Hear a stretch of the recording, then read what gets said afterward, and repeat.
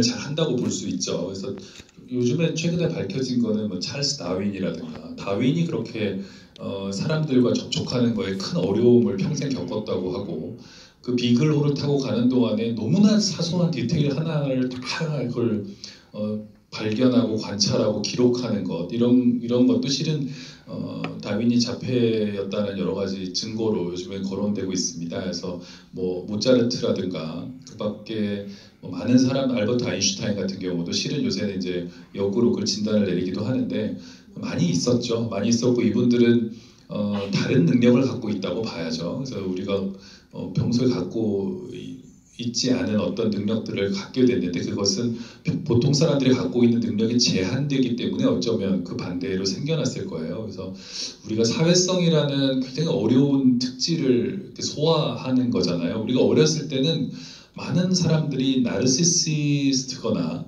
그렇죠? 자기 중심적이에요. 아이는 자기밖에 몰라요. 자기 뜻대로 안 되면 소리 지르고 남을 이용하는 것밖에 모르고 애가 뭐 사력 있고 남한테 배려하고 이상한 거죠.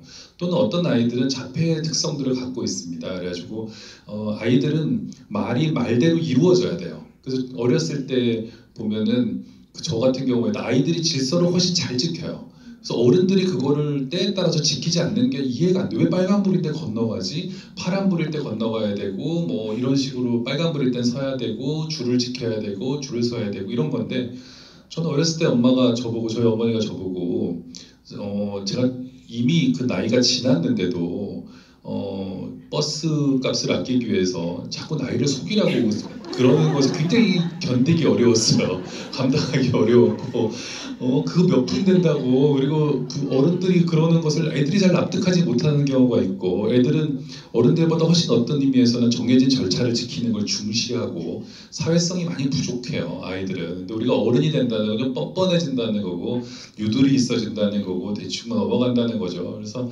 그것은 어쩌면 인간이 이제 어릴 때 갖고 있었던 그런 성향들을 버림으로써 가능한 것이고 또 한편으로는 그렇기 때문에 갖고 있었던 어떤 능력을 잃어가는 거잖아요. 굉장히 섬세하게 어떤 것들을 집요하게 관찰하고 수집하는 거. 아이 때는 수집도 훨씬 열심히 해요. 딱지라든가 뭐 어떤 거 모으기 시작하면 카드 같은 거 애들이 모으는 거 보세요. 그런 것들은 자폐인이 갖고 있는 많은 특성을 갖고 있는 것이거든요. 자폐인들은 아주 사소한 거, 그 다음에 사람들을 크게 중요하게 생각하지 않는 것 이런 것들을 끝도 없이 외운다거나 그거를 자기가 이제 연구한다거나 하는데 그런 특성들을 우리는 사실은 어렸을 때 다 갖고 있었던 거죠. 근데 그런 것들이 없어져서 이렇게 된 건데 이런 특성을 성인까지 갖고 있는 사람들은 글을 쓰는 사람들이나 이야기를 만드는 사람에게 굉장히 어떤 의미에서 좋은 소재가 됩니다. 그래서 여러 소설에 이런 아이들이 다루어졌죠. 이런 사람들이 다루어졌어요. 예를 들면 한밤중에 계획에 일어난 뭐 의문의 사건 같은 것도 그렇고요. 그래서 이런 인물들은